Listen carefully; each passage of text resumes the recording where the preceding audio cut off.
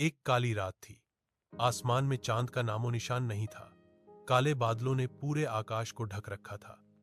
हवा इतनी ठंडी थी कि पेड़ों की टहनियां आपस में टकराकर अजीब सी आवाजें कर रही थीं। गांव के किनारे एक पुराना टूटा फूटा हवेली जैसा घर खड़ा था। लोग उसे शापित मकान कहते थे। कहते हैं सालों पहले वहां एक परिवार रहता था जो अचानक रहस्यमय तरीके से गायब हो गया।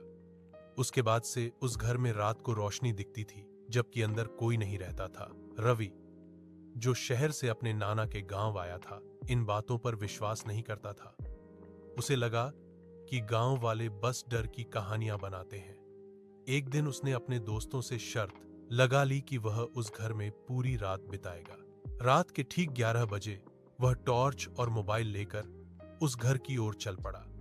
जैसे ही वह दरवाजे के पास पहुंचा, ठंडी हवा का एक झोंका आया और दरवाजा अपने आप चर्रर की आवाज के साथ खुल गया। रवि ने गहरी सांस ली और अंदर कदम रखा। अंदर घना अंधेरा था। दीवारों पर जाले लगे थे।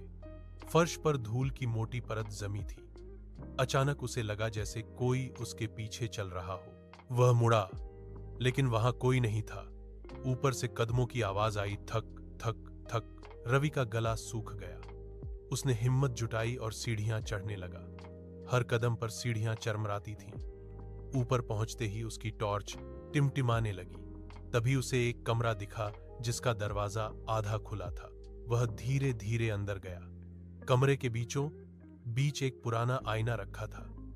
आईने में उसे अपनी परछाई दिखी, लेकिन अचानक उसने देखा कि उसकी परछाई मुस्कुरा रही है, जबकि वह खुद बिल्कुल स्थिर था।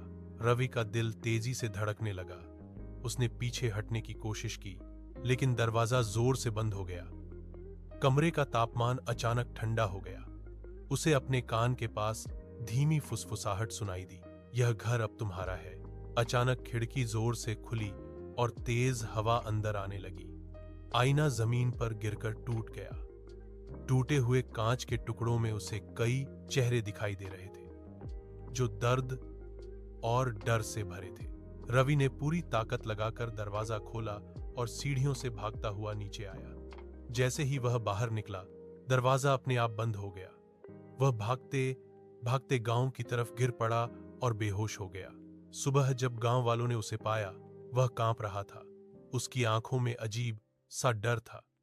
उसने बस इतना कहा, वो घर खाली नहीं है।